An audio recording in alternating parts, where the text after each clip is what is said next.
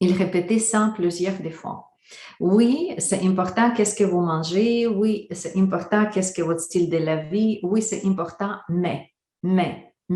Et cette mais répétition n'était beaucoup plus que parler de santé comme telle. Et vous savez que lui, c'est le guérisseur. Il fait beaucoup de soins et maintenant aussi, il offre ces soins qui peuvent être effectués à distance aussi. Si le gens ne vient pas lui voir à Kundavel, à son institution en Beijing, il fait beaucoup de soins aussi à distance. Mais en même temps, il ne presque n'est pas parlé de soins. Il ne parlait que spiritualité. Et c'est intéressant comment Mintang Xu voit la spiritualité. Ça, c'est aussi quelque chose de très particulier et peut-être pas juste que nous, on pense ou vous pensez. Parce que normalement, la spiritualité, on dit que dans chaque geste, dans chaque pensée, dans ton corps physique, il y a aussi les particules spirituelles. Mais il ne dit pas exactement comme ça. Il dit, la spiritualité, c'est que tu déjà comprends, tu déjà vu, tu déjà voyagé au monde ou dans la dimension parallèle. Si tu jamais en expérience quitté le corps physique et voyagé dans le monde spirituel ou dans le monde parallèle, tu ne peux pas déclarer que tu pratiques la spiritualité. Parce que la spiritualité, c'est où est-ce qu'il y a les esprits, où est-ce qu'il y a les dimensions parallèles, où est-ce qu'il y a les anges, les prophètes, les dieux, les extraterrestres, ils nommaient tout ça vie. Ce n'est pas la vie sur la terre, spiritualité. Spiritualité, c'est extérieur de la terre. OK, c'est ça le message de Mintan. Bien sûr que je parle dans mes propres mots. Comment lui prononcer, définitivement, c'est un peu différent, mais c'est ça ma compréhension, comment il nommait la spiritualité. Et c'est pour ça qu'il nous donnait ce séjour de 3 jours plus 4e journée pour les élèves privés. Méditer, méditer, méditer non-stop. Lui, il toujours nous donne les méthodes particulières pour la spiritualité. C'est juste comme tu médites, tu fais derrière et peut-être il y a le phénomène. Non, c'est différent. Aussi, il parlait de France comme ça. Vous savez qu'il y a beaucoup de gens qui méditent.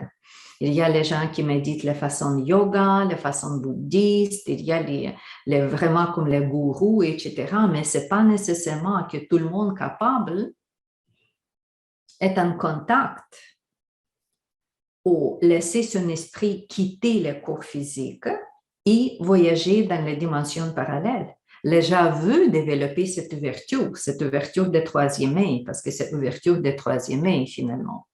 Les gens veulent développer ça, mais ils ne sont pas capables. Pourquoi? Parce qu'il n'y a pas de méthode. Ils ne savent pas comment faire.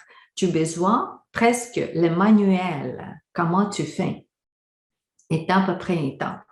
Et c'est ça que la beauté avec Jun Yuan Qigong, que Mintan, une fois, j'ai reçu cette méthode avec son Shifu. Et quand on méditait, moi aussi, j'étais en contact avec le Shifu, avec le maître spirituel.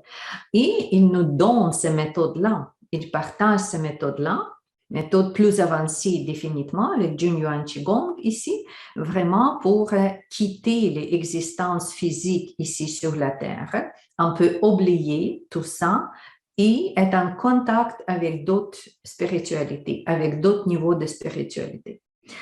Si vous me posez la question pourquoi, il dit que c'est important, pourquoi on fait ça? Parce qu'il n'est pas nous dit tout de vérité. Il prononçait la phrase « Je ne peux pas vous parler de tout. Je ne peux pas vous dire tout. » OK, on respecte.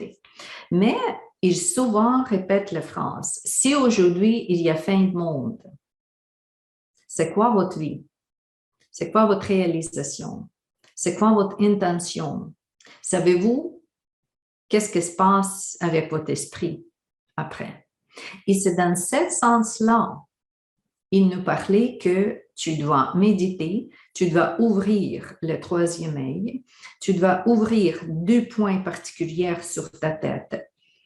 Pourquoi? Parce que ton esprit quitte le corps et avec les niveaux particuliers d'énergie, qu'avec niveau particulier d'énergie, ton esprit est capable de choisir la prochaine destination.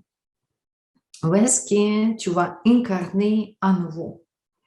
Si tu veux incarner encore sur la Terre, si tu veux incarner dans les dimensions où est-ce qu'il n'y a pas de dollars, il n'y a pas des bobos, il n'y a pas des problèmes, ou avec les niveaux d'énergie particulière, tu vas tomber dans les dimensions plus bas. Et ça, c'est aussi une autre comme surprise, conflit ici. Parce que moi, je suis entendu les gens parler que non, j'ai choisi, je sais que c'est la dernière incarnation sur la Terre, après ça, je ne suis pas ici, je n'ai plus de karma, je suis libre, etc. OK, je comprends. Ça, c'est une intention. Mais notre destination prochaine, ce n'est pas juste grâce à l'intention, c'est aussi grâce à l'énergie que nous avons. Parce que tu as besoin de cette fusée, tu as besoin de cette gasoline en toi que finalement, mettre ton esprit pour la prochaine incarnation, où est-ce que tu veux? Parce que s'il n'y a pas de gasoline, la voiture peut être idéalement créée. Voilà, il y a très bonne intention de se promener avec la grande vitesse. Mais s'il n'y a pas de gasoline, OK, la voiture va rester tout le temps dans une garage. OK, attends jusqu'à où est-ce que la place disponible. Et c'est vraiment ça qu'on cherche. On ne cherche pas juste intention, ni émotionnelle, ni mentale, mais en même temps, c'est la partie de notre self, comme je dis, c'est la partie de notre être. Mais il y a aussi le component énergétique qui est important pour le futur. Et il y a aussi le component de travail sérieux, de travail spécial, vraiment, comme je dis, pour se préparer pour le départ.